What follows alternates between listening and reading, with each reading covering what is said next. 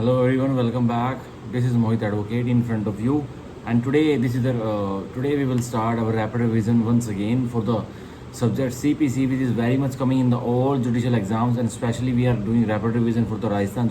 Judicial Services. And in previous two lectures, I have explained the provisions of paternal authority from section 1 to 45 very detailed explanation and with full interpretation. So from today in this video of rapid revision for CPC, I will be explaining from section 46 to onwards. We are not taking any target that how many sections I will explain, but from 46 we will begin and जितने हमसे हो सकते हैं उतने हम पढ़ेंगे, ठीक है. So I'm reading all the sections of paternal authority from my Universal CPC Bear Act. So without wasting a second,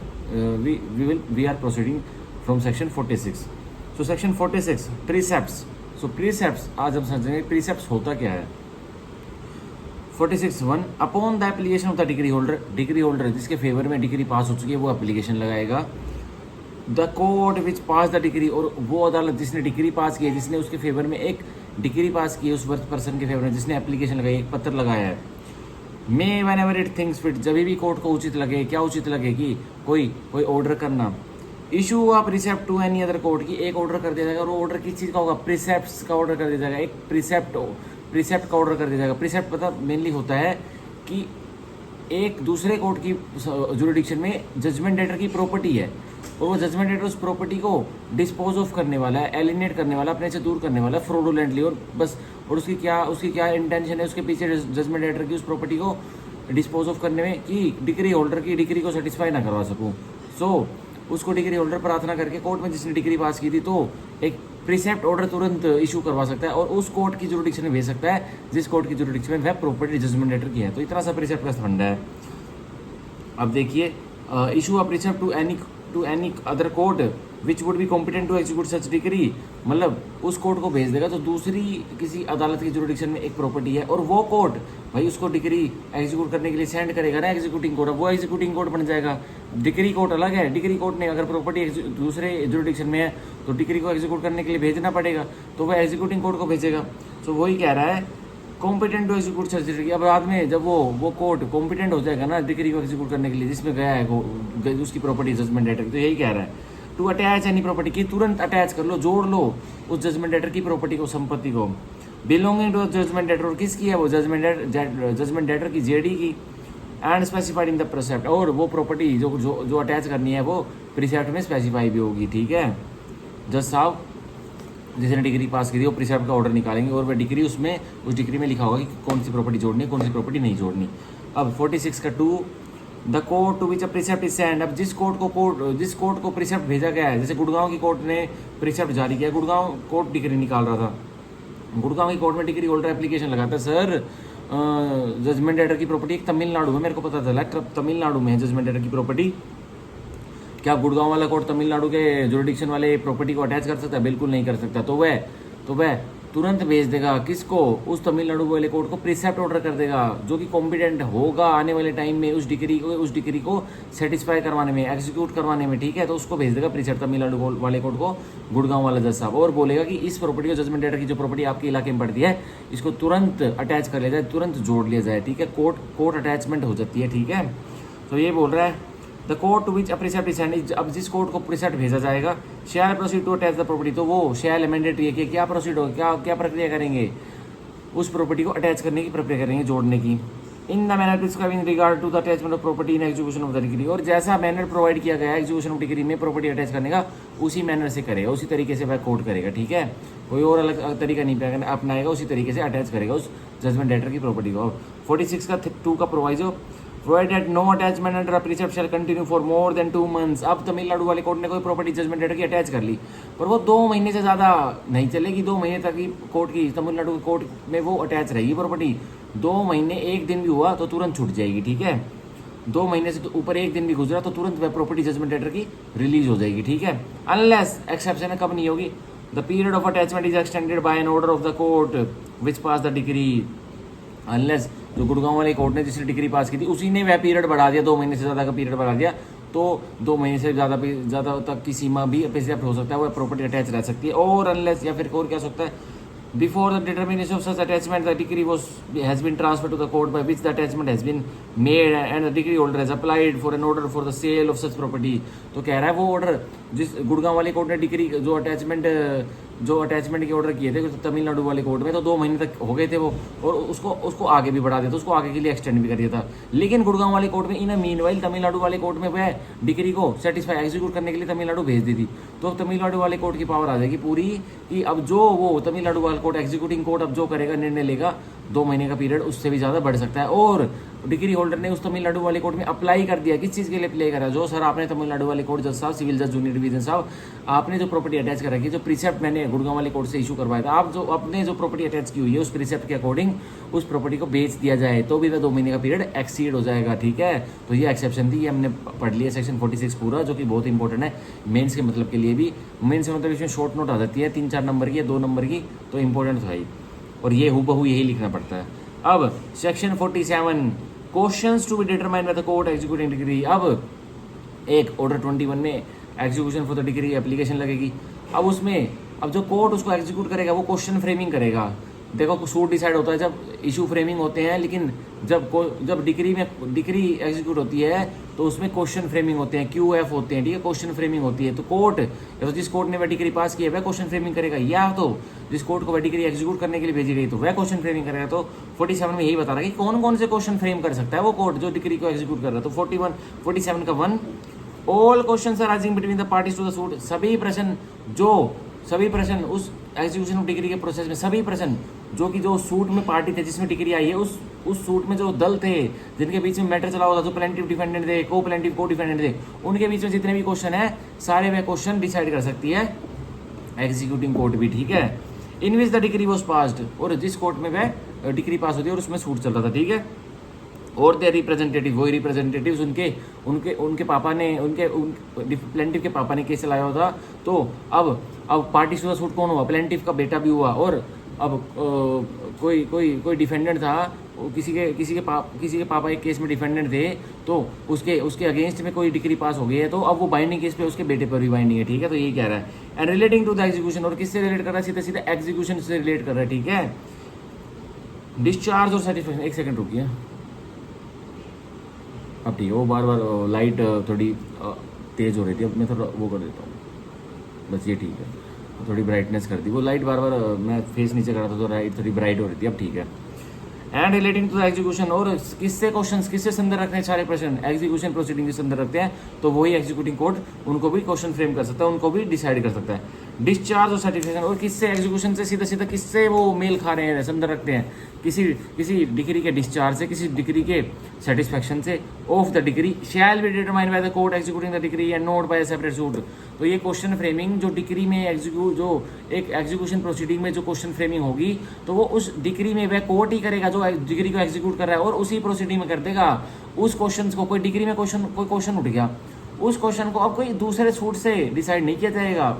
उसी एग्जीक्यूशन प्रोसीडिंग में क्वेश्चन फ्रेमिंग होकर उसका आंसर निकाल दिया जाएगा। ठीक है, तो यह कह रहा है हमारा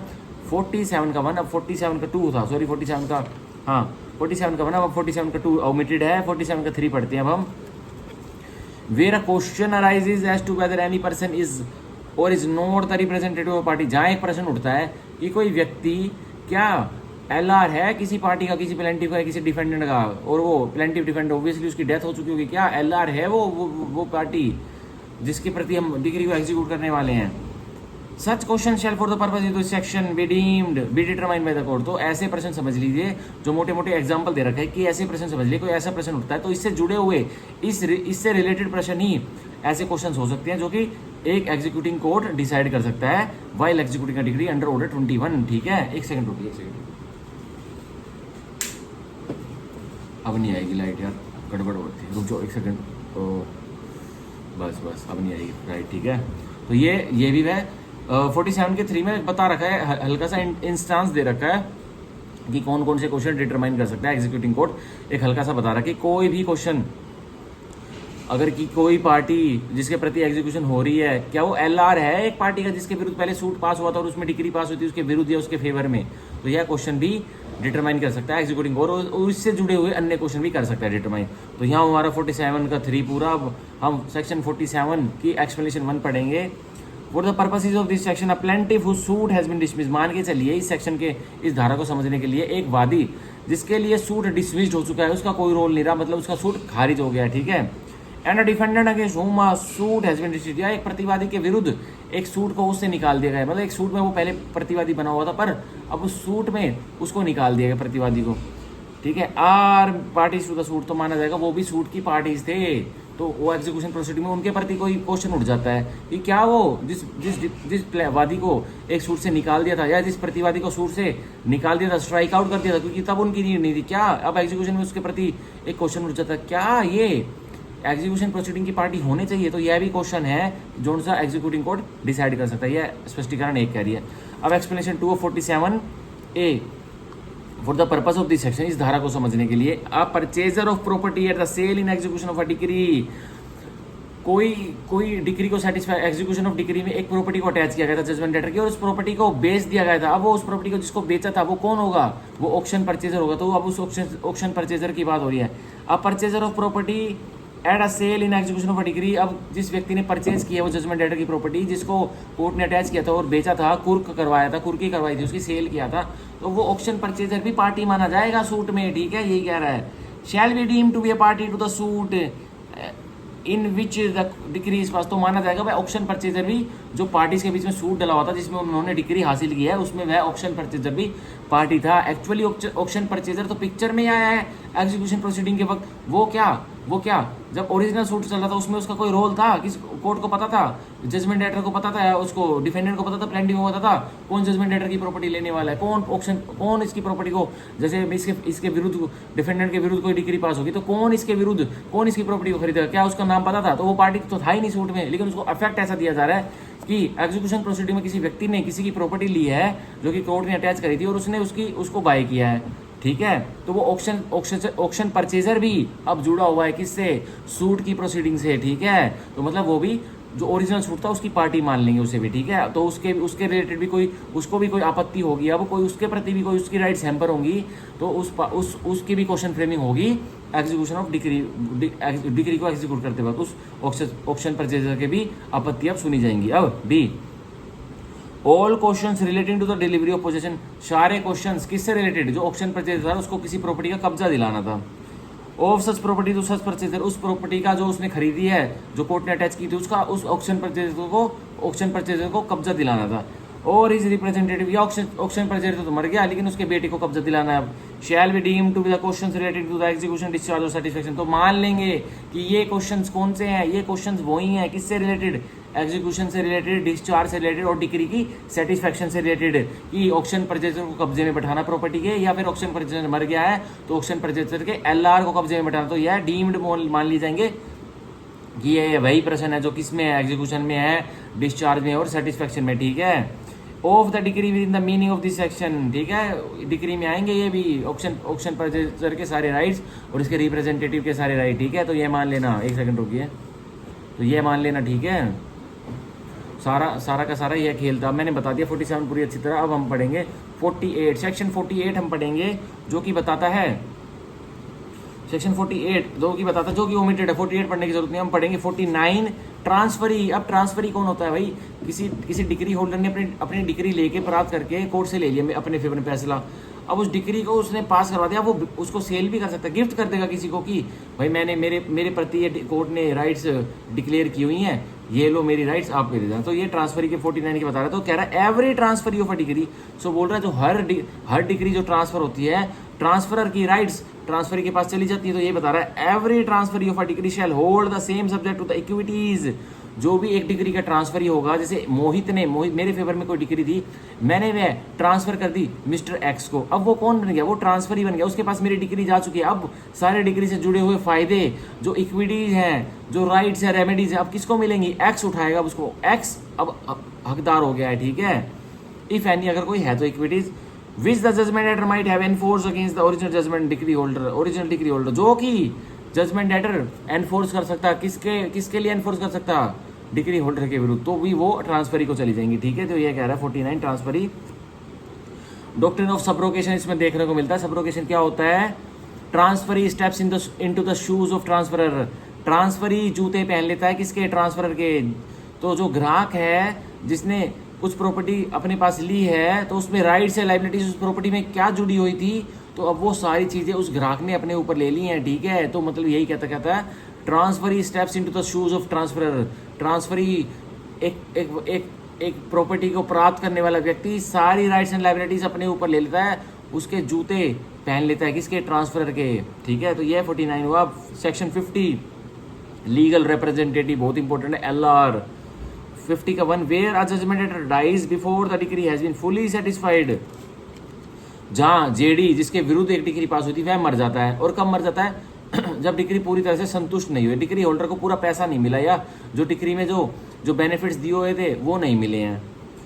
the holder of the decree, तो डिग्री होल्डर क्या करेगा, may apply to the court, तो उस कोर्ट में अप्लाई करेगा जिसने डिग्री पास की थी, which passed it to execute the same against the LR of the deceased. तो डिग्री होल्डर क्या किस कोर्ट में अप्लाई करेगा, जिसने डिग्री को पास किया था उस कोर्ट में क्या अप्लाई करेगा कि इस जजमेंट डेटर के LR के विरुद्ध अब ये डिग्री सेटिस्फाई की जाए। मतलब इस जजमेंट डेटर का कोई बेटा है, कोई बेटी है, कोई पत्नी है, कोई इसका पिताजी है जो इसकी प्रॉपर्टी से इंटरमीडियल्स करेगा, जो इसकी प्रॉपर्टी से बेनिफिट उठाएगा, अब उसके विरुद्ध इसकी डिग्री को, मेरी डिग्री को, जो मेरी डिग्री है मेरे फेवर में, अब इसके विरुद्ध, इसके LR के विरुद्ध अब एग्जीक्यूट की जाए। किसके LR के विरुद्ध, जो जजमेंट लेटर मर गया उसके LR के विरुद्ध। अब LR में कौन कौन होता है, बेटा, बेटी, पापा मम्मी भी हो सकते हैं अगर जी रहे तो जजमेंट लेटर के, ठीक है,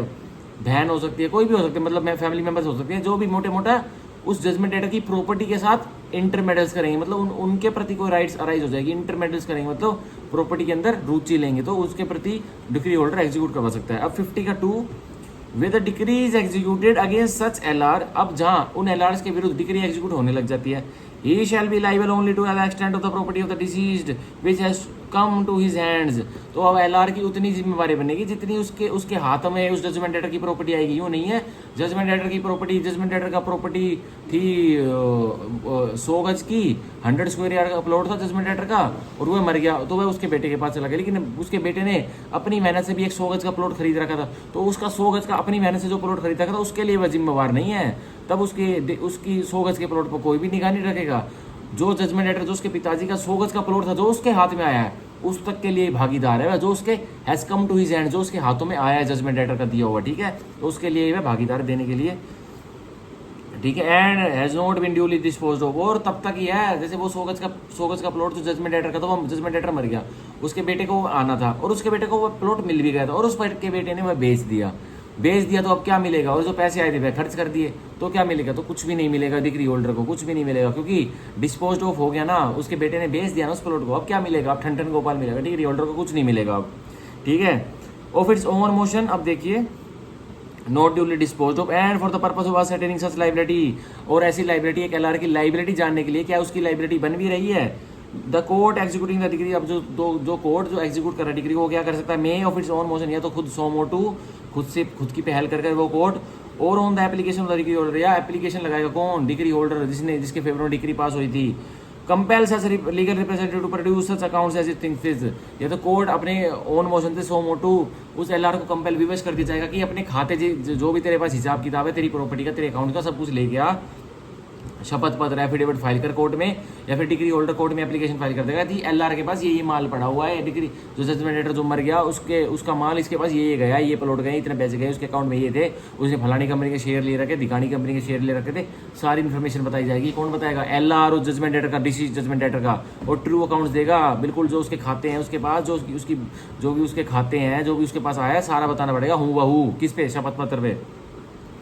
यहाँ एफिडेविट लिख नहीं रखा पर इम्प्लाइड है, एफिडेविट जो भी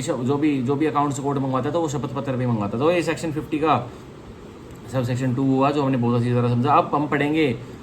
प्रोसीजर इन एग्जीक्यूशन पढ़ेंगे कि प्रक्रिया क्या अपनाई जाती है एग्जीक्यूशन में, तो यह पढ़ेंगे। 51 बहुत इंपॉर्टेंट है, power of court to enforce execution, court अदालत की शक्तियाँ की एनफोर्स करवा सकते हैं किसको, एग्जीक्यूशन प्रोसीडिंग को, subject to such conditions and limitations, भाई जो लिमिटेशंस है और कंडीशन शर्तें उसको तो मानना, एज में भी प्रिस्क्राइब्ड जो भी बताई गई है इस कोर्ट के द्वारा उसको तो मानना। आगे बढ़ो, द कोर्ट में on the application of the decree holder order execution of the decree, तो कोर्ट में कौन एप्लीकेशन लगाएगा, डिग्री होल्डर एप्लीकेशन लगाएगा, पत्र लगाएगा, और कोर्ट फिर क्या करेगी, उसके पत्र को देखेगी नहीं कि हाँ मेरे पास कोर्ट में पत्र आ गया, तो क्या करेगी, पत्र उसके पास आया तो डिग्री को एग्जीक्यूट करवाएगी, और किन मेथड से करवाएगी, इन मेथड से, A by delivery of any property specifically decreed, कोई डिक्री में जो सूट चल रहा था प्लेंटिफ और डिफेंडेंट के बीच में, कोई प्लेंटिफ को स्पेसिफिकली डिक्री में कोई प्रॉपर्टी, इमूवेबल प्रॉपर्टी या मूवेबल प्रॉपर्टी दिलाने का वादा कर दिया था, कोर्ट ने लिख दिया था कि यह प्रॉपर्टी मांगी गई है प्लेंटिफ द्वारा तो यह ही मिलेगी, प्रॉपर्टी नहीं मिल सकते तो पैसे मिलेंगे। तो अगर प्रॉपर्टी का नाम लिखवाया था, स्पेसिफिकली डिग्री हुआ था कि प्लॉट नंबर 1 IMT सेक्टर 1 में जो मानेसर में है वो दिलाना है किसको, प्लेंटिफ को, तो वो ही मिलेगा, उसकी डिलीवरी ही करवाया जाएगा अब। ठीक है। B, by attachment and sale or by sale without attachment of any property, तो बाय अटैचमेंट एंड सेल पहले जोड़ा जाएगा कोर्ट में एक प्रॉपर्टी को और फिर उसे बेचा जाएगा, जोड़ के बेचा जाएगा थोड़े दिन बाद रुक के, और बाय सेल विदाउट अटैचमेंट या फिर बिना जोड़े ही बेच दिया जाएगा क्या, जजमेंट डेटर की कोई भी प्रॉपर्टी जिसको कि एग्जीक्यूट करवाना है एक डिक्री को। ठीक है। C, arrest and detention in prison, तो अरेस्ट करवा लिया जाएगा, गिरफ्तार करवा लिया जाएगा और एक सिविल प्रिजन में बंद कर दिया जाएगा किसको, जजमेंट डेटर को, for such period not exceeding the period specified in section 58, जो 58 में जो पीरियड बता रखा है उतने पीरियड के लिए जजमेंट डेटर को जेल में भेज दिया जाएगा। और पीरियड बस ये बता रखा है कि मैक्स टू मैक्स अगर 5,000 रुपए से ऊपर की डिग्री है तो 3 महीने के लिए सिविल प्रिजन में जजमेंट डेटर को भेज सकते हैं एक कोज ऑफ एक्शन के लिए, दोबारा उस डिग्री के लिए नहीं भेज सकते। ठीक है। दोबारा उस एग्जीक्यूशन एप्लीकेशन पर नहीं भेज सकते और ना ही उस डिग्री से रिलेटेड भेज सकते। तो मैक्सिमम अगर सारी आजकल 5,000 से ऊपर की डिग्री पास होती है, 5,000 से नीचे तो पहले केस फाइल होते थे, अब 5,000 से ऊपर की जो भी जजमेंट डेटा को जेल कटवानी है तो 3 महीने से ऊपर की नहीं हो सकती, 90 दिन लिमिट है। और एक डिग्री के बाद दोबारा भी उसको जेल नहीं कटवा सकते, यह भी रूल है। ठीक है। तो अब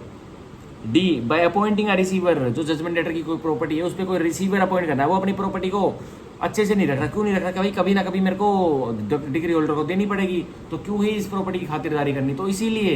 इसीलिए क्या कर रहा है, कोर्ट रिसीवर अपॉइंट कर रहा है किसी भी एग्जीक्यूशन प्रोसीडिंग में एक जजमेंट डेटर की प्रॉपर्टी के लिए। अब E, in such other manner as the nature of the relief granted may require, और कोई भी अभी रेजुडरी एंट्री खोल दी, कोर्ट को कोई भी उचित कारण लगे उस हिसाब से भी करवा सकती है डिग्री को एग्जीक्यूट, कोई भी उचित कारण लगे तो। ठीक है। कोई भी उचित कारण लगे तो उस हिसाब से भी डिग्री को एग्जीक्यूट करवाया जा सकता है। तो यह हमारा हुआ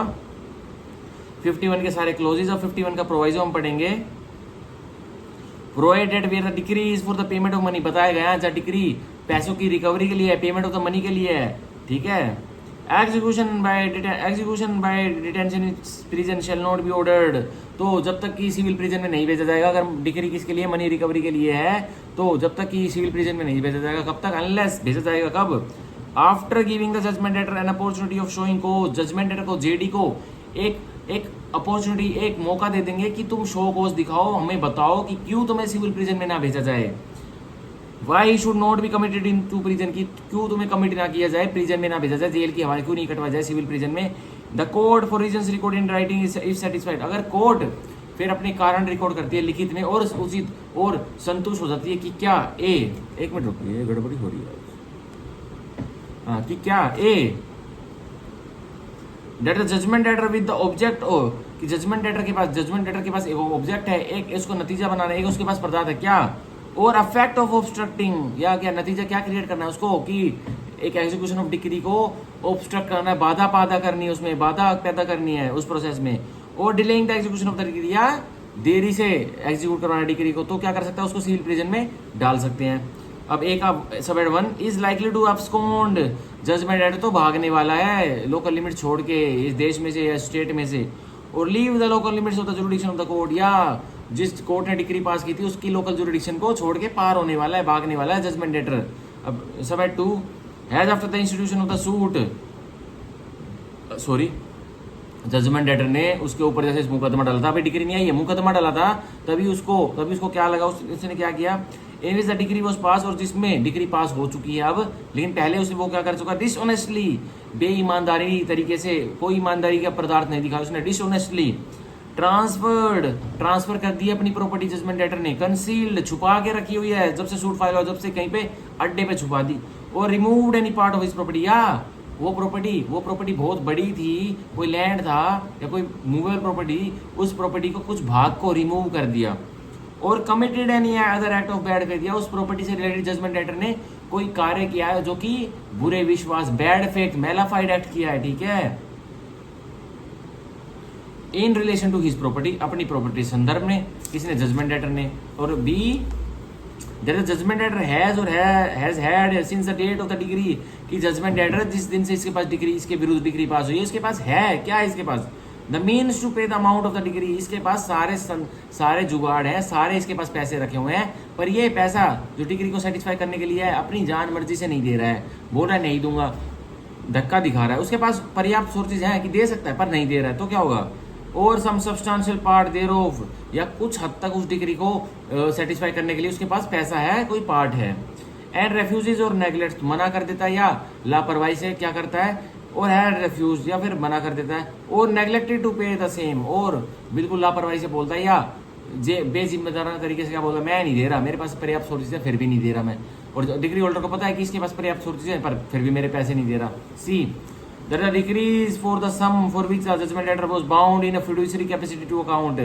कि डिग्री एक ऐसे सम के लिए है जिसमें कि जजमेंट लेटर बाउंड था, किस कैपेसिटी में, फिडुशियरी कैपेसिटी में, कि वो पैसे या वो सेटिस्फाई करेगा डिग्री होल्डर के डिग्री को। तो फिडुशियरी रिलेशनशिप क्या होता है, फिडुशियरी रिलेशनशिप वह होता है जिसमें एक पार्टी डोमिनेंट नेचर की हो, मतलब सर्वेंट और ओनर। अब ओनर और सर्वेंट की फिड्यूशरी रिलेशनशिप है, क्यों, क्योंकि जो ओनर है उसका हैवी हैंड होता है, वो फिड्यूशरी रिलेशनशिप में होता है, क्योंकि ओनर उसका मास्टर, ओनर उसका मालिक होता है, और ओनर डोमिनेंट क्रिएचर होता है। भाई नौकर के ऊपर, सर्वेंट के ऊपर ओनर की पूरी चलती है ना, तो वह डोमिनेटिंग, उसको डोमिनेट कर सकता है, उसके सर्वेंट को कंट्रोल कर सकता है, ठीक है। अब ऐसे में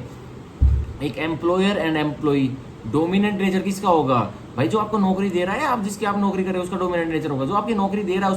उसका डोमिनेंट नेचर होगा। तो यही होती है फिड्यूशरी रिलेशनशिप, फिड्यूशरी कैपेसिटी यही होती है, ठीक है। तो हमने समझा अब सेक्शन 47 अच्छी तरह से। अब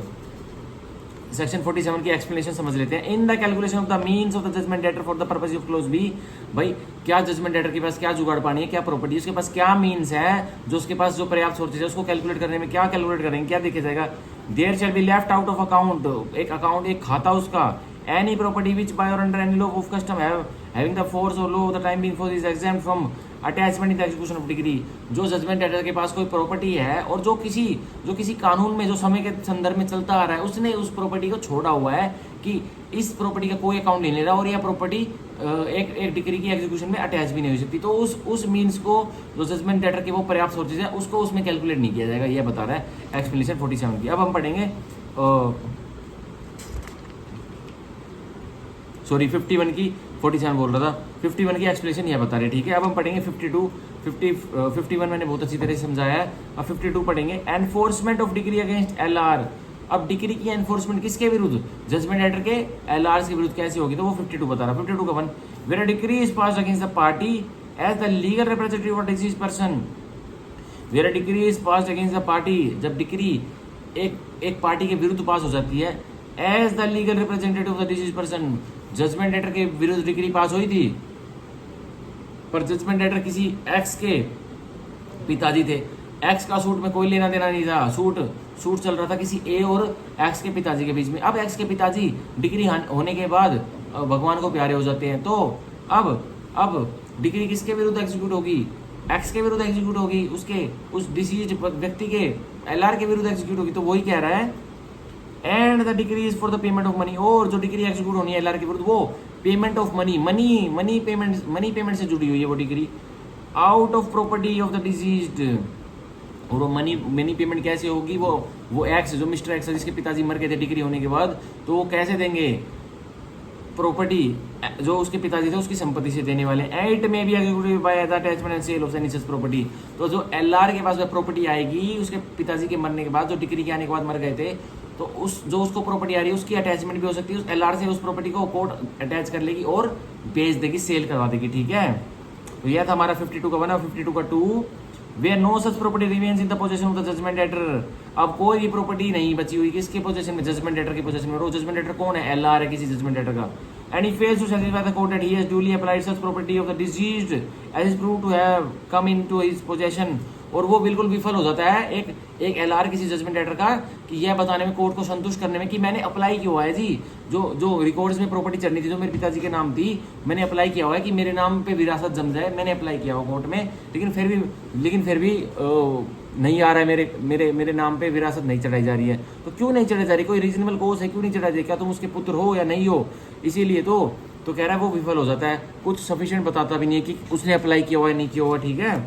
कि प्रॉपर्टी जो जजमेंट डेटर की प्रॉपर्टी जो मर गया उसका पिताजी, उसकी प्रॉपर्टी उसके कब्जे में आ जाए, ठीक है।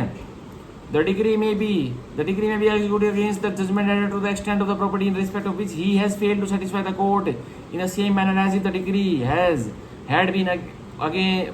been against him personally, ठीक है। Decree has been against him personally, तो मान लेंगे जैसे जैसे वो गोलीबाजी कर रहा है, नहीं बता रहा है कि भाई उसने अप्लाई किया है कोर्ट में या वो फेल हो गया अप्लाई करने में कोर्ट से, तो अब तू अप्लाई बाद में करता रही हो, अब तेरी सीधी वो प्रॉपर्टी अटैच कर ली जाएगी। मानकर क्या मानकर कि डिक्री तेरे पिताजी के विरुद्ध पास नहीं हुई थी, तेरे विरुद्ध ही पास हुई थी, तो अब कोर्ट अटैच कर लेगा, ठीक है। अब हम पढ़ेंगे सेक्शन 53 जो कि बहुत इंपॉर्टेंट है, लाइबिलिटी ऑफ एंसेस्ट्रल प्रॉपर्टी। इतना इंपॉर्टेंट नहीं, इसकी बॉडी इतनी इंपॉर्टेंट नहीं, बस इसमें एक डॉक्ट्रिन है वो बहुत इंपॉर्टेंट है। सम रूट्स, इसमें कुछ रूट्स दिखाई देते हैं, किसके, डॉक्ट्रिन ऑफ पायस ऑब्लिगेशन, इसमें पायस ऑब्लिगेशन के डॉक्ट्रिन्स दिखाई देते हैं सेक्शन 53 में, जो कि बताता है लाइबिलिटी ऑफ एंसेस्ट्रल प्रॉपर्टी। अब सेक्शन 53 का जोर बिल्कुल खत्म हो चुका है, अब पायस ऑब्लिगेशन के कोई रूल्स नहीं है इंडिया में। पायस ऑब्लिगेशन क्या होती थी, जैसे किसी मिस्टर एक्स के दादाजी ने, किसी के मिस्टर एक्स के पापा जी ने, परदादा जी ने किसी मिस्टर ए से पैसे लिए होते और 5 करोड़ रुपए लिए होते, मान के चलो अभी लिए थे, अब तो ये रूट्स है नहीं, पायस ऑब्लिगेशन बंद हो चुका है इंडिया में, पहले लिए होते मिस्टर एक्स के दादाजी ने, मान के चले दादाजी ने 5 करोड़ रुपए लिए होते किसी मिस्टर ए से, तो अब एक्स के दादाजी भगवान को प्यारे हो जाते हैं, पैसे पूछे ए को दिए नहीं जिससे पैसे लिए थे 5 करोड़ रुपए। अब क्या होगा, अब मिस्टर ए उसके, अगर उसका बेटा है, उसका बेटा भी नहीं है, मिस्टर एक्स का वो पापा भी नहीं है, बस उसका दादा था, अब मिस्टर एक्स के पापा भी नहीं है, तो मिस्टर एक्स को पायस ऑब्लिगेशन की तरह वो ट्रीट करता और बोलता तेरे दादा ने लिए थे ना, तो तेरी बीमारी है, तू उतार मेरा ऋण जो मैंने तेरे दादा को कर्ज दिया होता, अब तू मेरा डेटर बन गया है, उसका पोता जिसको मैंने 5 करोड़ रुपए दिए होते, अब तुम मेरे अधीन रहोगे, तुम्हारे ऊपर मैं पायस ऑब्लिगेशन एक्सरसाइज करता हूँ, doctrine of pious obligation exercise करता हूँ, अब तुम सारा ऋण जो तेरे दादा ने मेरे से 5 करोड़ रुपए लिए थे वह उतारोगे। जैसे फिल्मों में देखते हैं ना कि बहुत सारी फिल्मों में क्या होता है कि भाई दादा का बहुत सारा कर्ज था, एक दादा फिर वो मर जाता है, तो उसका पोता किसी सेठ के घर नौकर बना रहता है, तो वो क्या कहता है कि दादा ने इतना कर्ज ले लिया था कि मैं नौकर कर रहा हूँ, मैं नौकर बनाऊँ इस घर में 30 साल से, दादा ने इतना कर्ज लिया था, उतर ही नहीं रहा था, वो क्या था, वो पायस ऑब्लिगेशन का डॉक्ट्रिन है ये, ठीक है। सेक्शन 53 बस इतनी सी बात करता है, ये याद कर लो, बस ये याद कर लो कि 53 का इंडेक्स है लाइबिलिटी ऑफ एंसेस्ट्रल प्रॉपर्टी, कि एंसेस्ट्रल प्रॉपर्टी से क्या लाइबिलिटी बनेगी, और रूल ऑफ पायस ऑब्लिगेशन के रूल्स देखने को मिलते हैं। अब भाई दादाजी की कोई प्रॉपर्टी थी, वो पोते के पास आ गई, और वो थी कोई पुश्तैनी प्रॉपर्टी, मतलब जॉइंट फैमिली प्रॉपर्टी, तो अब पोते का हक तो है उसके ऊपर,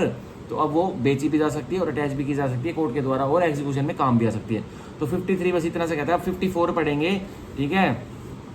पार्टीशन ऑफ एस्टेट ऑफ और separation of share. Partition of estate और सेपरेशन ऑफ शेयर, भाई जो एस्टेट है, जो जमीन जायदाद है, उसका बंटवारा कर दिया जाएगा भाई, तो कोई बैंक अकाउंट है, कोई शेयर है कंपनी में, या कोई इमूवेबल लैंड में कोई भागीदारी करनी है, तो उसका बंटवारा और सेपरेशन ऑफ शेयर, या बंटवारा तो हुआ पड़ा है, सब अपने पोजेशन में है, लेकिन सेपरेशन कर दिया जाएगा भाई, किसके पास कितना है, किसके पास कितना है, तो पार्टीशन और सेपरेशन एक सी चीज होती है। सेक्शन 54 को हम रीड भी कर सकते हैं ऑर्डर 26 रूल 13 के साथ, जो कि पार्टीशन कौन कराता है, कलेक्टर साहब कराते हैं। आप पढ़ेंगे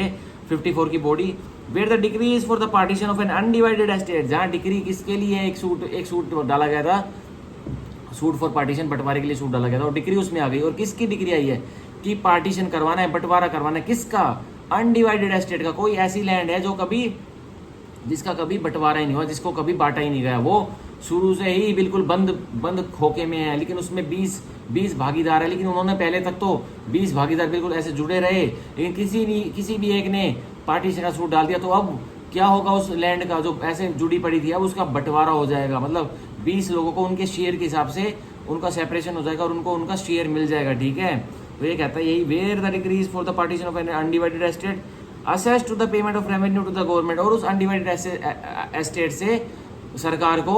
रेवेन्यू भी जा रहा, टैक्स भी जा रहा, ठीक है। और द सेपरेशन और for the separate possession of the share, या वो सूट डाला गया था किसी अनडिवाइडेड एस्टेट में सेपरेट पोजेशन के लिए, मतलब भाई सभी इसमें रहते हैं, सभी यहाँ रहते हैं, लेकिन मेरे को सेपरेट कर दो, इनसे मेरे को ये 20 लोग हैं, मैं इनमें 20वां हूँ, इन 19 लोगों से मेरे को सेपरेट कर दो और मेरे को अलग कब्जा दिला दो मेरी इस अनडिवाइडेड एस्टेट में, तो वह भी हो सकता है, उसका भी सूट फाइल हो सकता है। तो ये कह रहा है shall be made by the collector, तो कौन करेगा उसका पार्टीशन, किसका, उस अनडिवाइडेड एस्टेट का, और सेपरेशन कौन करेगा अनडिवाइडेड एस्टेट में, कलेक्टर साहब करेंगे, ठीक है। और any gazetted subordinate to the collector, collector साहब भी कर सकते हैं, या कोई और अन्य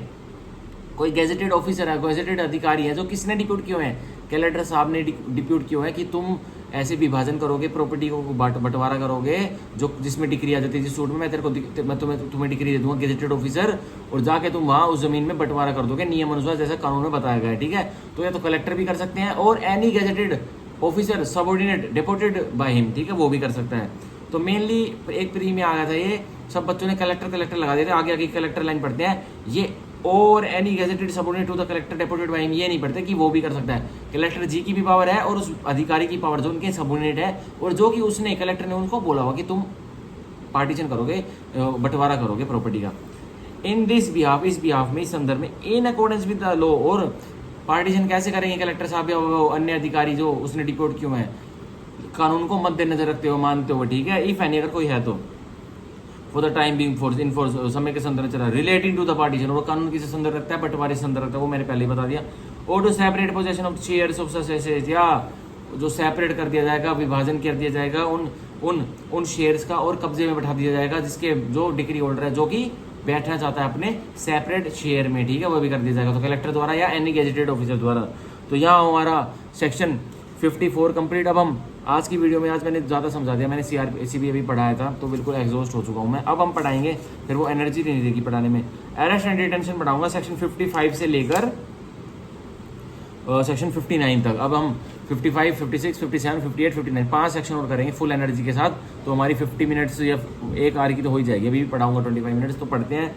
55, अरेस्ट एंड डिटेंशन, गिरफ्तारी और अब जेल में या फिर अब हिरासत में, बंधन में कैसे लिया जाएगा इसको, जजमेंट लेटर को ऑब्वियसली। 55 का 1, अ जजमेंट लेटर में भी arrested in execution of degree, एक जजमेंट लेटर को जिसके विरुद्ध एक डिग्री पास हुई है उसको कभी भी अरेस्ट किया जा सकता है, at any our and on any day, दिन के किसी भी घंटे में, ठीक है, दिन के किसी भी घंटे में, and shall as soon as practical, और जितना जल्दी प्रैक्टिकल हो सके, असंभव हो सके, be brought before the court and his detention may be in the civil prison of the district. तो जिस कोर्ट ने उसके अरेस्ट वारंट निकाले थे उस कोर्ट के सामने उसको प्रोड्यूस किया जाएगा, उसको जजमेंट लेटर को पेश किया जाएगा, और उसको तुरंत के तुरंत कहाँ डिटेन किया जाएगा, सिविल प्रिजन में, दीवानी कारागार में। वो दीवानी कारागार जेल वाला जेल ही होता है, लेकिन हार्डन क्रिमिनल्स के साथ, जो कि किसी क्रिमिनल केस में बंद है, उनके साथ उसको नहीं रखा जाता है, उसको 2-3 कमरे जेल में अलग से बना दिए जाते हैं, सिविल वालों को वहाँ रखा जाता है, ठीक है,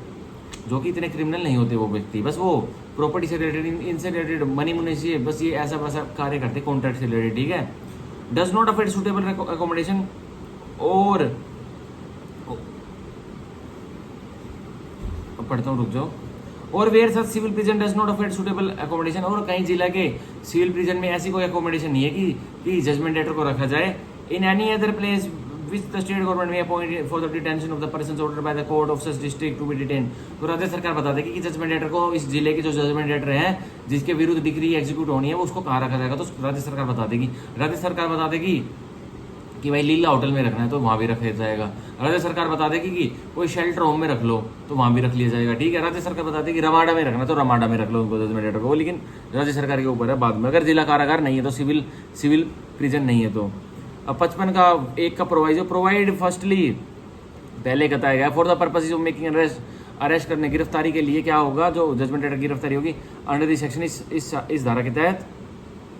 no dwelling house shall be entered after sunset and before sunrise, किसी भी उस घर में नहीं घुसा जाएगा, कोई कोर्ट का ऑफिसर, कोई पुलिसकर्मी जजमेंट लेटर को गिरफ्तार करने के लिए उस घर में नहीं घुसेगा जिसमें लोग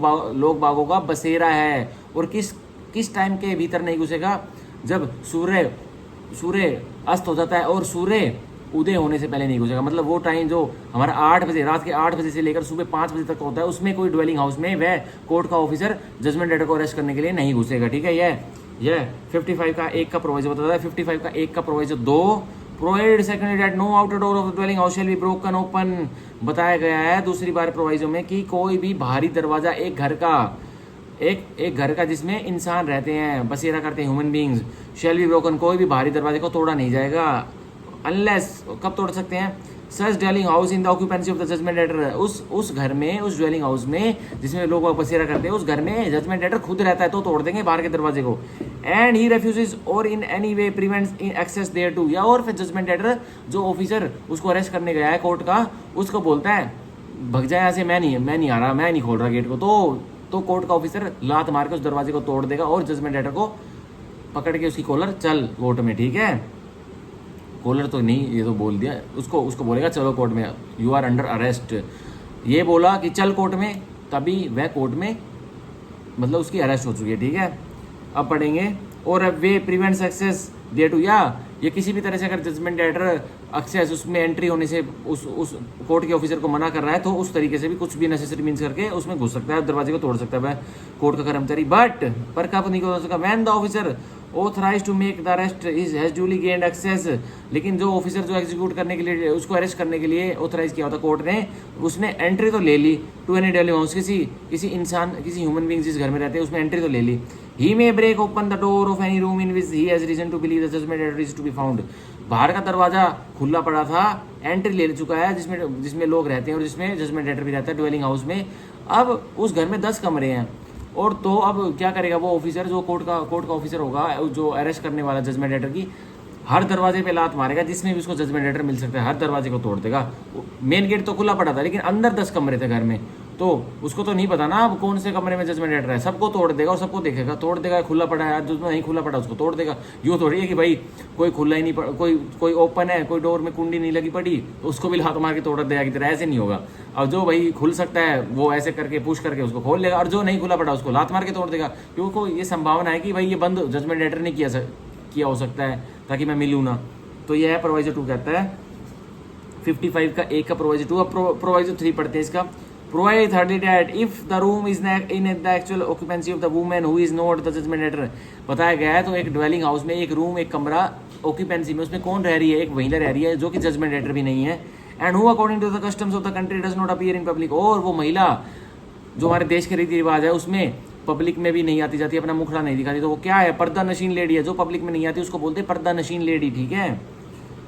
the officer authorise to make the arrest, जिस ऑफिसर को कोर्ट ने ऑथराइज कर रखा है अरेस्ट करने के लिए जजमेंट लेटर की, shall give notice to her, तो उस पर्दा नशीन लेडी को नोटिस देंगे क्या, that she is at liberty to withdraw, कि आप पर्दा नशीन लेडी जी आप अपनी लिबर्टी पे हो, आप आज़ाद हो, आप रूम से बाहर निकल सकती हो। And after allowing a reasonable time, और उस पर्दा नशीन लेडी को उचित टाइम देने के बाद, फॉर हर टू विड्रॉ, उनके कमरे से निकल जाने के बाद पर्दा नशीन लेडी की, and giving her reasonable facility, और उसको उचित फैसिलिटी देने के बाद, भाई वो हैंडीकैप है पर्दा नशीन लेडी तो उसको व्हील चेयर भी ला के देगा वो ऑफिसर जो एग्जीक्यूट कर रहा है, जो वारंट जो जजमेंट लेटर को पकड़ेगा। फॉर विड्रॉइंग, उनको निकल जाने के लिए, may enter the room for the purpose of making the arrest, अब उस पर्दा नशीन लेडी के रूम में जजमेंट लेटर रह रहा था और उस पर्दा नशीन लेडी के रूम में ही पर्दा नशीन लेडी भी रह रही थी, और वह उसका पति जो जजमेंट लेटर था वह भी रह रहा था। अब उसने उस जजमेंट लेटर ने जो उसका पति था पर्दा नशीन लेडी का, उसको आगे कर दिया कि तू जा, तेरे को तो वो नहीं, तू आगे खड़ी हो जाएगी दरवाजे पे, तो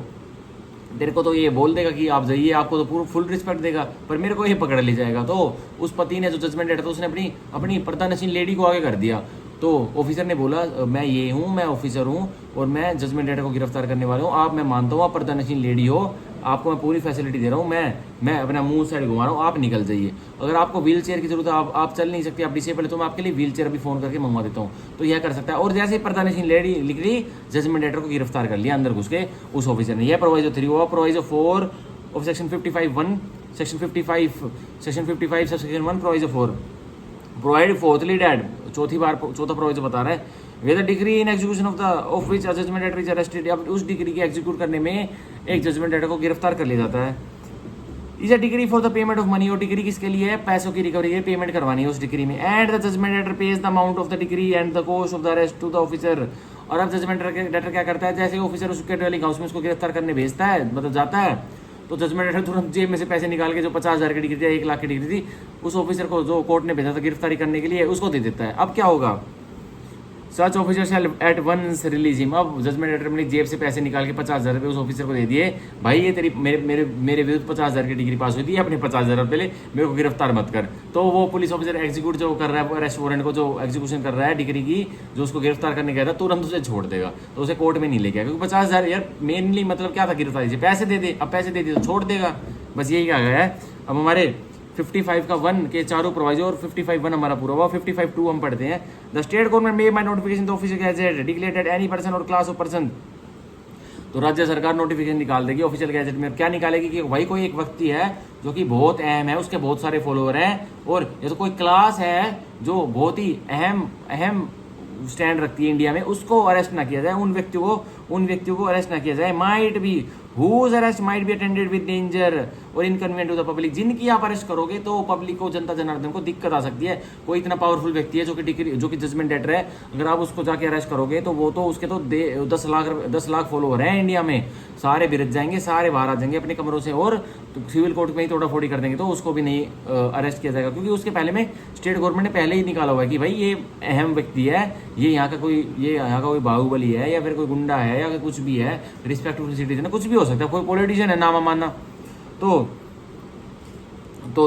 shall not be liable to arrest, तो अब वह व्यक्ति अरेस्ट नहीं होगा, वो judgement in execution of decree, उस डिग्री की एग्जीक्यूशन में अदरवाइज हो सकता है। Then in accordance with such procedure as may be prescribe by state government this behalf, अब वही प्रक्रिया फॉलो करनी पड़ेगी उस व्यक्ति को लेके जो नोटिफिकेशन निकाली हुई थी कि भाई पहले तो उसको अरेस्ट मत करना, जजमेंट डेटर वो बनाओ, क्योंकि वो बहुत ही पावरफुल व्यक्ति है। अब लेकिन साथ के साथ राज्य सरकार ने वह प्रक्रिया भी बताई हुई है उसको कैसे अरेस्ट करना पड़ेगा। अब राज्य सरकार ने क्या पता, जो सिविल कोर्ट अपने अधिकारी से उसको अरेस्ट करते हैं, राज्य सरकार ने क्या पता प्रिस्क्रिप्शन कुछ ऐसा निकाला हो कि उस व्यक्ति को फौज ही अरेस्ट करेगी, पैरामिलिट्री फोर्सेज आएंगी, तब उस जजमेंट डेटर को अरेस्ट किया जाएगा। भाई राज्य सरकार कुछ भी प्रिस्क्रिप्शन निकाल सकती है, जो ऐसा व्यक्ति है कि जिसे कोर्ट का अधिकारी और पुलिस कर्मी अरेस्ट नहीं करेगा एग्जीक्यूशन ऑफ डिग्री में, क्या पता पैरामिलिट्री से ऑर्डर करवा दे राज्य सरकार, तो ये भी हो सकता है। तो ये हमारा सेक्शन 55 का 2 ऑफ 55 का 3,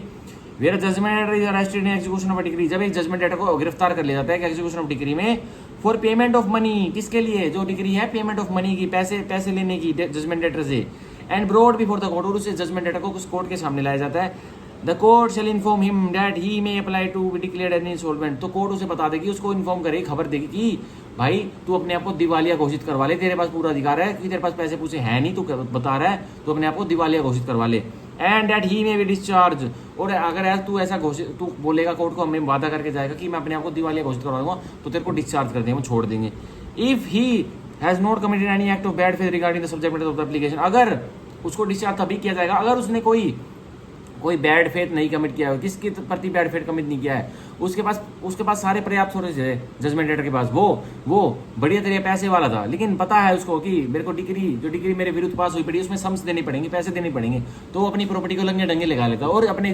बैंक अकाउंट में 0 पैसे छोड़ता है। तो अब उसने कोई बैड फेथ का एक्ट किया ना, तो ये इंसॉल्वेंट होने की राय तभी कोर्ट देगा जब उसने कोई बैड फेथ नहीं किया हो उस जजमेंट डेटर ने इस subject matter of the degree के प्रति, ठीक है।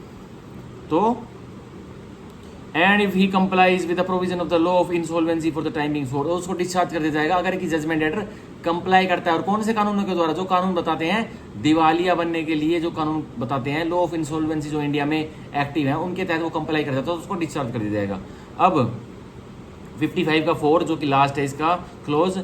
where the judgment letter expresses intention to apply to be declared an insolvent and furnishes security, जज जजमेंट लेटर अपनी इंटेंशन, अपनी नीयत बता देता है, एक्सप्रेस कर देता है, मुंह से खुलकर या लिखित रूप में बता देता है कि जज साहब, सिविल जज जूनियर डिवीजन साहब, जो आप मेरे को गिरफ्तार करने वाले हो, आपने मेरे अगेंस्ट डिग्री पास की हुई है, मैं कंप्लाई करूंगा, मैं अप्लाई कर दूंगा, किसको अप्लाई कर दूंगा, मैं अप्लाई कर दूंगा इंसॉल्वेंसी कोर्ट्स में कि मेरे को दिवालिया घोषित कर दिया जाए, एंड फर्निशिंग सिक्योरिटी, और ऐसा करने के बाद वो एक मुचलका भी भर देता है, कोर्ट में दे देता है to the satisfaction of the court, और कोर्ट की सेटिस्फेक्शन के अकॉर्डिंग मुचलका भर देता है। उसके पास पैसे नहीं है पर मुचलका भर देता है, फिर भी 2 लाख का 1 लाख का कि मैं अप्लाई कर दूंगा, आपने जो मेरे को बताया कि दिवालिया घोषित हो जा तो वो बच जाएगा, तो मैं अप्लाई कर दूंगा जी। That he will within 1 month, प्री का क्वेश्चन, कितने मंथ में अप्लाई करेगा जजमेंट डेटर इंसॉल्वेंट होने के लिए इंसॉल्वेंसी कोर्ट में, 1 महीने के अंदर 1 मंथ के अंदर कर देगा, 1 मंथ के अंदर मैं जी दिवालिया होने के लिए अप्लाई कर दूंगा इंसॉल्वेंसी कोर्ट में। सो अप्लाई, अब वो अप्लाई करना पड़ेगा उसे। And that he will appear when called upon, और मैं अप्लाई करने के बाद अब भी आप मुझे बुलाओगे सिविल जज जूनियर डिवीजन साहब, मैं आ भी जाऊंगा। In any proceeding upon the application, जो भी आपके पास ये एग्जीक्यूशन की एप्लीकेशन है, इसकी प्रक्रिया में मैं आ भी जाऊंगा जब भी बुलाओगे। और upon the decree in execution of which he was arrested, या उस डिग्री के प्रति जिसमें मेरे को गिरफ्तार किया गया था उसमें भी आ जाऊंगा। The court may release him from arrest, तो कोर्ट की डिस्क्रिप्शन है, उसको ऐसा करने पर रिलीज कर भी सकती है, नहीं भी कर सकती। मैं है क्या पता बचने के लिए अपनी लाइब्रेरी से आ रहा हो, बोल रहा हो कि अब तो मैं दिवालिया बनने के लिए भी भाई जेल जाना पड़ता है, तो आदमी सोचता है कि कैसे ना कैसे बचा जाए, वो कुछ भी करने के लिए रेडी होता था, बोलता है हाँ जी मैं दिवालिया होने के लिए कर दूंगा, और 1 महीने में अप्लाई नहीं करता, तो उसको फिर दोबारा बुला ले जाएगा और उसको गिरफ्तार कर ले जाएगा, ठीक है। और दिवालिया होने के बाद भी, अप्लाई करने के बाद भी कोर्ट की मर्जी है, उसको पकड़ लिया जाएगा, अरेस्ट कर लिया जाएगा या नहीं किया जाएगा, ठीक है। May release from his arrest and if he fails to apply and to appear, the court may either direct the security to be realized or commit him to the civil prison execution decree. अगर judgement debtor fails to apply, विफल हो जाता है कहाँ, insolvency courts में अपने आप को डिक्री इंसॉल्वेंट डिक्लेयर करवाने में, और जो सिक्योरिटी जो उसने मुचल का भरा था 1 लाख का 2 लाख का, वो भी कोर्ट उसको कोर्ट बोल देगा कि अब इसने जो मुचल का भरा था उसको भी रियलाइज कर लो, उसको भी छुड़वा लो, उसको भी ले लो, और उसके पास तो पैसे हैं ही नहीं, तो वह भी उसके अमाउंट में ऐड हो जाता है, जो उसका डिक्री का जजमेंट लेटर की डिक्री का जो अमाउंट था उसमें वह सिक्योरिटी भी अब एक लाइबिलिटी बन जाती है, अब वो भी वसूली जाएगी उससे। भाई कोर्ट का ऑर्डर था, मुचल का वैसे ही भरवाया था, मुचल का कोई बालों का गेम है, कोई लॉलीपॉप दे रही है कोर्ट, मुचल का भरवा जाता है इसीलिए कि भाई सर पे प्रेशर बना रहा है कि मुचल का भरा का डिफॉल्ट करेगा, वोलेशन करेगा तो पैसे देने पड़ेंगे कोर्ट में, नहीं तो जा अपने ना तो अप्लाई कर वहाँ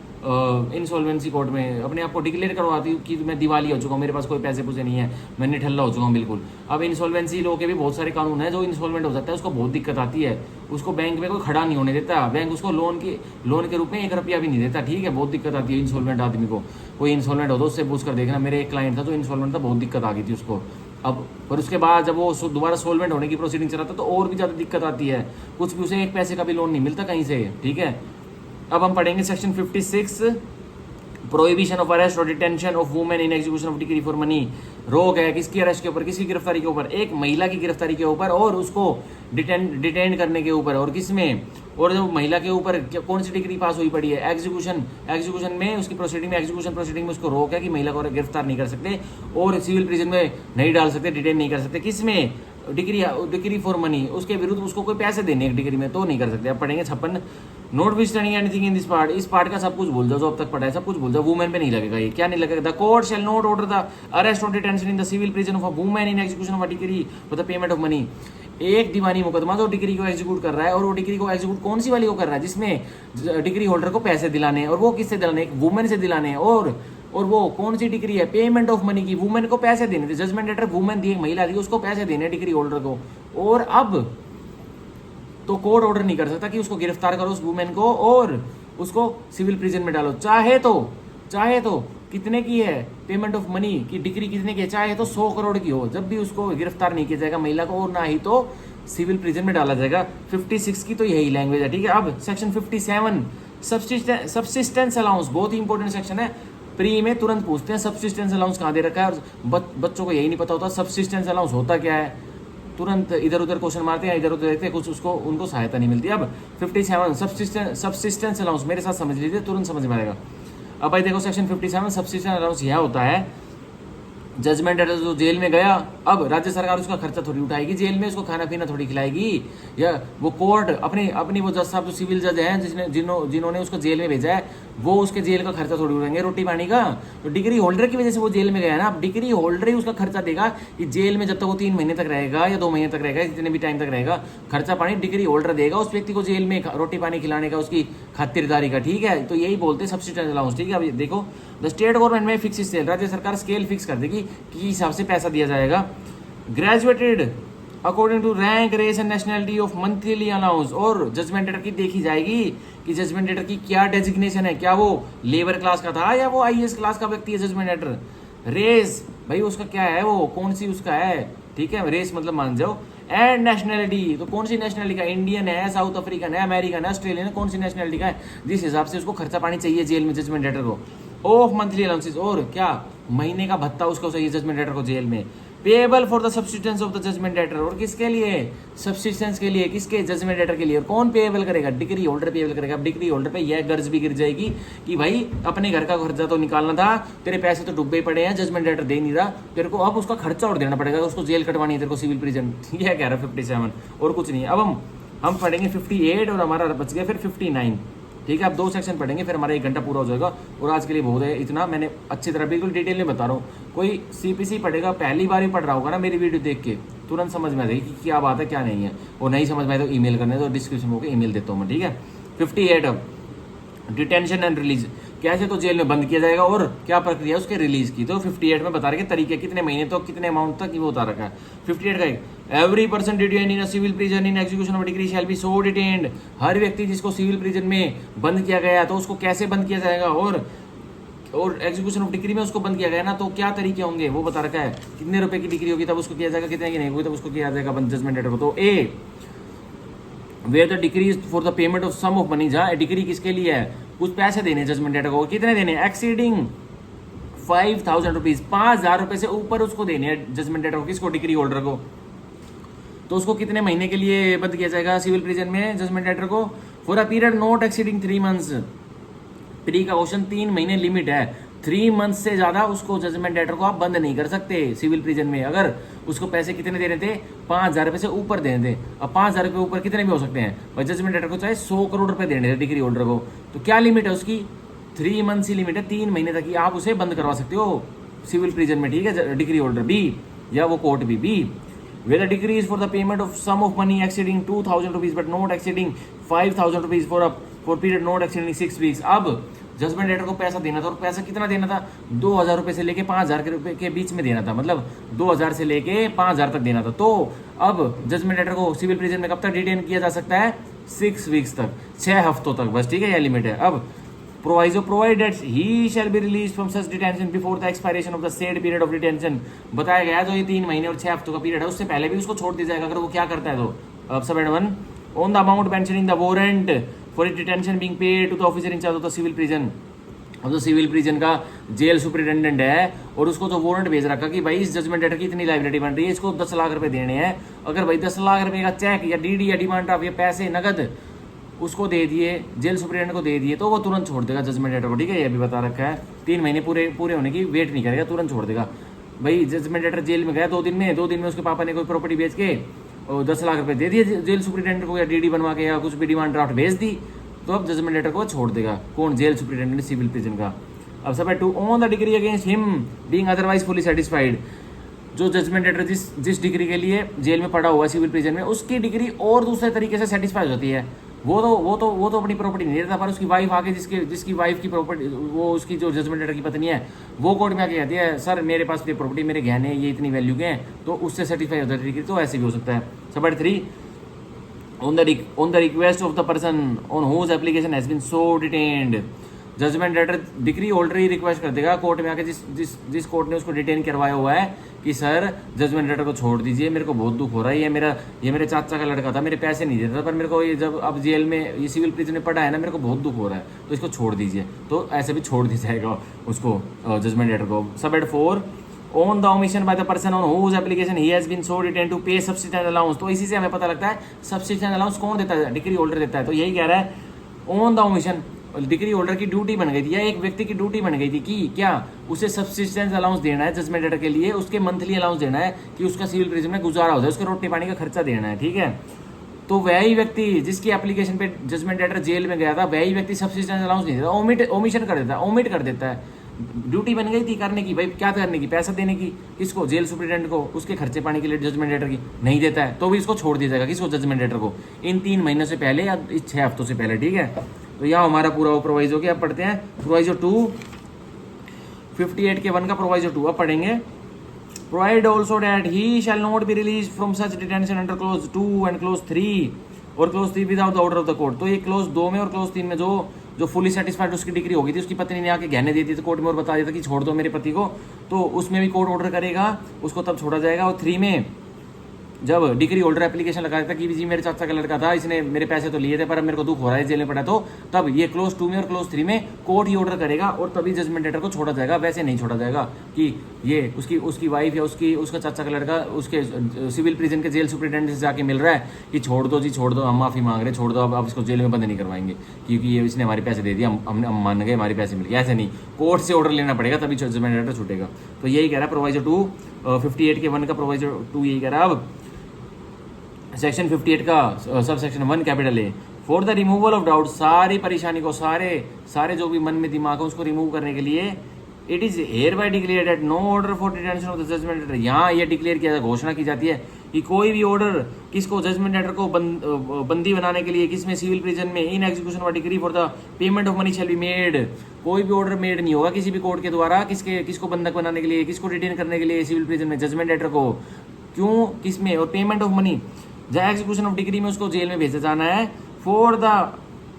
for the payment of money, और डिक्री की एग्जीक्यूशन कौन सी प्रोसीडिंग चल रही है, execution of payment for money के लिए चल रही है, पैसा लेना जजमेंट डेटर से पेमेंट ऑफ मनी के लिए, शैल बी मेड, नहीं करेगा कोई भी court, where in the total amount of the decree not exceed 2000 rupees, अगर 2000 रुपये से कम के पैसे लेने हैं डिक्री होल्डर को जजमेंट डेटर से, तो कोई भी कोर्ट 2000 से कम के पैसों के लिए जजमेंट डेटर को सिविल प्रिजन की हवा नहीं खिलाएगी। यह बिल्कुल साफ साफ दिया गया है सेक्शन 58 के सब सेक्शन 1 कैपिटल ए में, जो कि ऐड हुआ था 1 कैपिटल ए, इंसर्ट किया गया था 1976 की सीपीसी की अमेंडमेंट से, ठीक है। तो ये हमारा 1 कैपिटल ए होगा 58 का 58। अब हम सेक्शन 58 का सब सेक्शन 2 पढ़ेंगे। A judgment debtor release from detention under this section, जो जजमेंट डेटर रिलीज हो जाता है डिटेंशन से इस सेक्शन के तहत, भाई 3 महीने कभी तो पूरे होंगे, 6 हफ्ते कभी तो पूरे होंगे, तो रिलीज तो होगा। Shall not merely by reason of his release, सिर्फ यही मत समझ लेना कि वह रिलीज हो गया है कहाँ से, सिविल प्रिजन से, be discharge from his debt, की अपने अब वो कर्ज से मुक्त हो गया है, कि उसकी कोई लाइबिलिटी नहीं है अब डिग्री के लिए, नहीं, लाइबिलिटी अभी भी है, जिंदा है। But he shall not be liable to be rearrest, परंतु अब उसको रीअरेस्ट नहीं किया जाएगा, दोबारा गिरफ्तार नहीं किया जाएगा। क्यों? Under the decree in execution of which he was detained in civil prison, उस डिग्री के एग्जीक्यूशन के लिए, जिस डिग्री के लिए उसको प्रिजन, उसको जिला कारागार की सजा हुई थी, उसको सिविल प्रिजन में भेजा गया था, उस डिग्री के एग्जीक्यूशन के लिए अब उसको गिरफ्तार नहीं किया जाएगा। तो मान के चलिए किसी मिस्टर एक्स को 100 करोड़ रुपए देने थे किसी ए ने एग्जीक्यूशन प्रोसीडिंग चलाई कोर्ट में, अब 100 करोड़ वो कहां से देगा, मिस्टर एक्स ने नहीं दिए, तो कोर्ट ने ऑर्डर कर दिए 3 महीने इसको सिविल प्रिजन में रखो। अब 3 महीने कभी तो पूरे होंगे भाई, टाइम तो समय के दौरान चलता रहता है। अब 3 महीने पूरे, 91st day mister x jail से बाहर, तो अभी मिस्टर एक्स ये इस बहम में नहीं घूमेगा कि 100 करोड़ मैंने खा लिए थे उसके अब मैं उस लाइबिलिटी से दूर हूं, नहीं, बस उसको ये बेनिफिट नहीं मिल रहा। पर क्या बेनिफिट मिल रहा है, अब उस एग्जीक्यूशन, उस डिग्री के एग्जीक्यूशन में वो दोबारा जेल नहीं काटेगा, अब दोबारा वो एक भी दिन जेल में नहीं जाएगा, जब तक वो 100 करोड़ देगा जब तक दे देगा, लाइबिलिटी बनी रहेगी, पर दोबारा जेल नहीं काटेगा। यह स्पेशली बता हुआ है 58 के 2 में, ठीक है, तो अच्छी तरह समझा दिया। अब लास्ट आज का पढ़ेंगे section 59 of CPC, paternal authority, ठीक है। Release on ground of illness, छोड़ दिया जाएगा किस आधार पर, कि जजमेंट डेटर बीमार है, उसको बुखार चढ़ा पड़ा है और हाई बुखार है, उसको बीमार है वो, तो 59 में वो बता रहा है। 59 का 1, at any time after a warrant for arrest of the judgement debtor has been issued, किसी भी टाइम किसी भी समय जब एक वारंट काटा जा चुका है किसकी गिरफ्तारी के लिए, जजमेंट डेटर की गिरफ्तारी के लिए,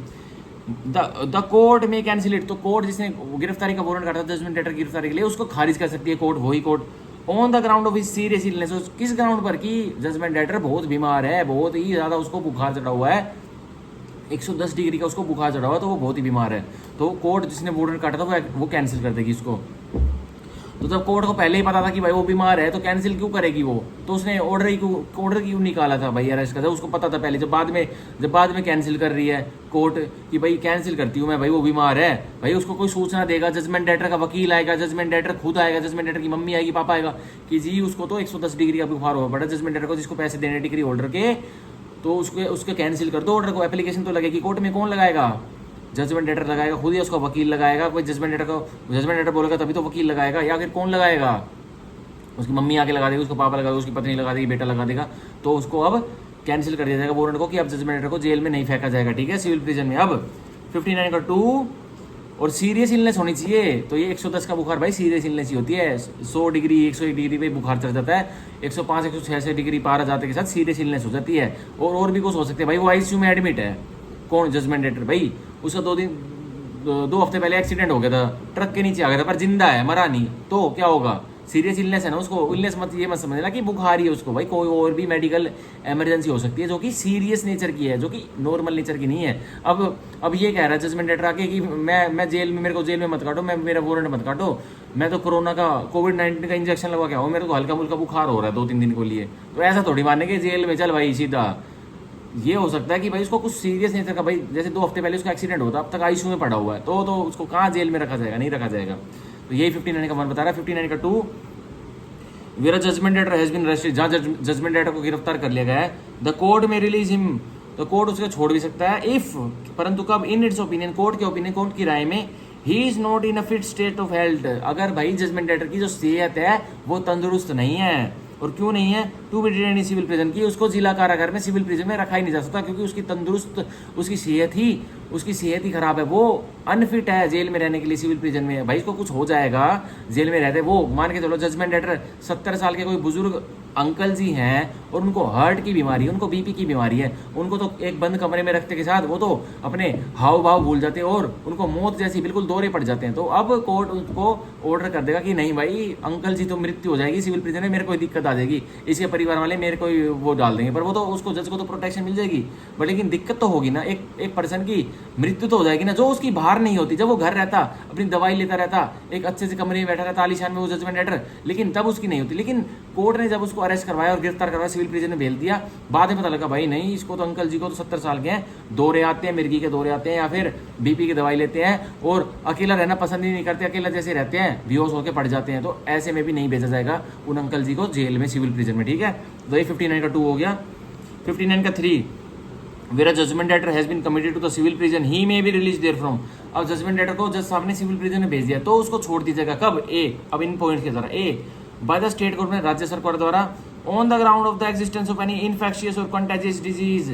राज्य सरकार भी किस आधार पर छोड़ देगी कि कोई राज्य में कोई घातक बीमारी फैल चुकी है, जैसे कोविड कोरोना वायरस फैल चुका था, तो बहुत सारी अपराधी जो क्रिमिनल केस में अपराधी बंदे वही बाहर आ गए थे कोविड-19 का बहाना लेके, तो सिविल वाले तो सारे छूट जाएंगे। ठीक है। B by the committing court, अब जिसने उस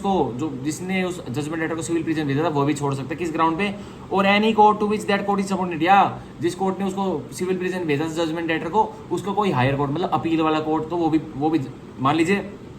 सिविल जज जूनियर डिवीजन ने उसको जजमेंट लेटर को सिविल प्रिजन की हवा के लिए भेज दिया, अंदर डिटेन रहने के लिए। अब डिस्ट्रिक्ट जज ने कोई ऑर्डर कर दिया कि नहीं भाई, जो सिविल जज ने एक व्यक्ति को अंदर कर रखा है ना, उसको मैं बाहर छोड़ता हूँ, तो भी वो कोर्ट भी छोड़ सकते हो। किस ग्राउंड पे, किस आधार पे? On the ground of is suffering from any serious illness, किस ग्राउंड पर किस आधार पर छोड़ सकता है? वह कोर्ट या उसका हायर कोर्ट की जो जजमेंट लेटर है वो जेल में जाने के बाद, सिविल प्रिजन में जाने के बाद उसकी हालात बिगड़ गए हैं, उसको जॉन्डिस हो गया अंदर जाके, अच्छा खाना नहीं मिला या गंदी खिचड़ी मिली या गंदी दाल मिली, रोटी मिली, उसको जॉन्डिस हो गया। तो जॉन्डिस हो गया तो भाई सीरियस इलनेस है ना, जॉन्डिस, बुखार चढ़ता 24 घंटे जॉन्डिस में, तो उसको छोड़ दिया जाएगा। कौन छोड़ेगा? वो कोर्ट जिसने उसको अरेस्ट कराया था, जो डिटेन किया था सिविल प्रिजन, वो या उसका हायर कोर्ट, तो सेशन जज भी। ठीक है, तो यह हुआ हमारा 59 का 3 और 59 का 4, जो कि आज हमारा लास्ट रहेगा। कल से फिर हम अटैचमेंट के पढ़ेंगे। A judgment debtor release under this section may be rearrested, अब जो जजमेंट लेटर 59 के अंतर्गत छोड़ा गया है उसको रीअरेस्ट कर सकते हैं, पर जो 3 महीने की सजा काट के आ चुका था उसको रीअरेस्ट नहीं कर सकते उसी डिग्री के लिए। पर इस सेक्शन में 59 में a judgment debtor release under this section may be rearrested, जो जजमेंट लेटर 59 के तहत छोड़ा गया है, राज्य सरकार ने छोड़ा है या उस कोर्ट ने छोड़ा है, सीरियस इलनेस के चलते या not in a fit state के चलते, उसको रीअरेस्ट कर सकते हैं। ठीक है, बट परंतु कब? The period of his detention in the civil prison shall not in the aggregate exceed that period prescribed by section 58। पर जो उसका जितना पीरियड रह गया ना भाई, मान के चलिए उसको 3 महीने काटने थे जेल में,